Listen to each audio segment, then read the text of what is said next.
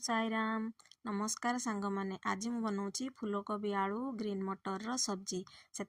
फूलकोबी आलू को काटी भल भाव धोई कढ़ई रे तेल गरम करी फूलकोबी आलू को देली तापरे लुण देई भल भाव भाजी नेली तापरे कढ़ई रे तेल गरम करी सेथिरे पंचफुटण पियाज देली पियाज को गोल्डन ब्राउन हेबा पर्यंत भल भाव भाजी नेली तापरे सेथिरे अदा रसुण रो छेचा मसला देली आपण माने चाहिए ग्राइंडिंग मसाला मध्य देई पारिबे ताकू भल भाव मिक्स करिनेली तापरे सेथिरे टमाटो देली टेस्ट अकॉर्डिंग लुण देली तापरे सेथिरे बेसिक पाउडर मसाला जेमिति कि हळदी जीरा धनिया काश्मीरी चिली पाउडर देई टमाटो को भल भाव कषिनेली तापरे एथिरे ग्रीन मटर को देई भल भाव मिक्स करिनेली टमाटो को कषिबा पई छाड़ीदेली ग्रीन मटर को मध्य सिझिबा पई तापरे ग्रीन मटर एठी सिझी आसिलाणी टमाटो को भल भाव कषिनेली टमाटोरे जेमिति तेल बाहरिला सेथिरे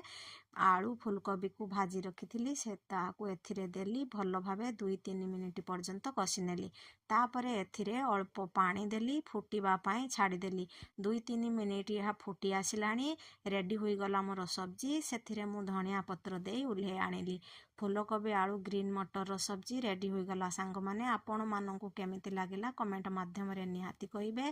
फेसबुक रे देखुथिले फॉलो करंतु यूट्यूब रे देखुथिले लाइक शेयर सब्सक्राइब टिए निहाती कर